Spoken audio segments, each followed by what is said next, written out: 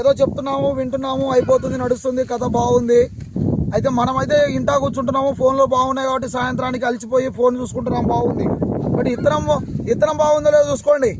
ఎందుకంటే ఇదే యూట్యూబ్ నమ్మి ఇత్తనాలు కొట్టుకుపోయి అన్నా ఇదో ఈ ఫోన్లో ఉన్న ఇత్తనం కావాలని అడగద్దన్నా దయచేసి. అలా అడిగితే ఇలాగే పడుకునే ప్రపంచమే చూస్తూ ఉంటాం. పడుకునే ప్రపంచం కాదన్నా, నీ ప్రపంచం బాగుండాలి అంటే నీ కంటితో చూడమని పదే పదే చెప్తున్నా. యూట్యూబ్ నమ్ముకొని, ఫేస్బుక్ నమ్ముకొని, వాట్సాప్ గ్రూప్లలో పెట్టింది చూసి నమ్మి మోసపోయిన రైతు పరిస్థితి ఇలా ఉంది.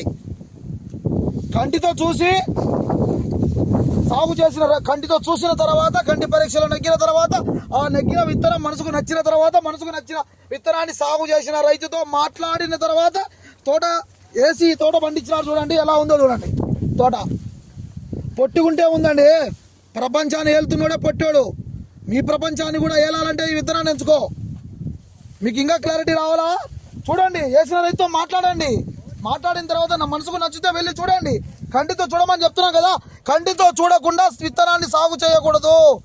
ఒక జీవితం అంటే, ఒక జీవితం కాలంలో ఒక సంవత్సరము వృధా అయిపోతుంది తప్పుడు విత్తనం ఎంచుకుంటే. రైతు జీవితం బాగుండాలంటే కంటితో చూసిన విత్తనాన్ని మాత్రమే ఎంచుకోవాలి. చూడండి, సింపుల్గా చూడండి. ఇది భీష్మ లక్షణం. ఇది పొట్టుకుందన్నారు కదా, ఇది చూడండి కాపు ఎంత పట్టిందో చూడు. ఏడన్నా మచ్చ ఉందా చూడు. మొబైల్లో చూడడం కాదు, రా వచ్చి భీష్మ తోట చూడు. ఇంతకాడికి చెప్పడం నా వల్ల అయితే కాదు. ఇంకా నీ కర్మ. తోట చూడకపోతే నీ కర్మే.